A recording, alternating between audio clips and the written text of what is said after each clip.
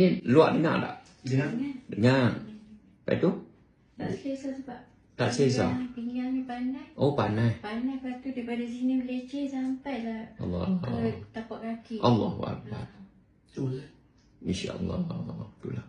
Ada masalah lain pula ada. Tu dia. Hei. Tapi sebelum ni ada pergi check up. Ha? Pergi check up kat hospital. Oh. Dia cakap tak apa lah. Dia kata tak ada apa. Tak ada okey. Apa itu yang... Pasal apa?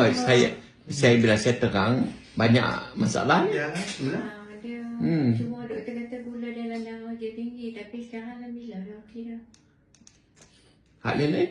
Hak lain tak ada apa. Doktor kata jantung, paru, limfa, buah pinggang. Okey. Kita hormat. Ya.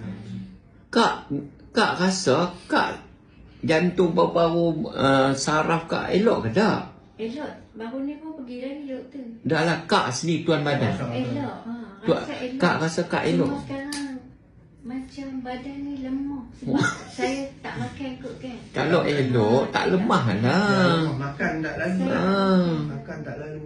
Tak lalu. Kalau badan elok tak lemah, sihat, ceria, senyum sentiasa. Ya. Sebab Rindu abang sentiasa.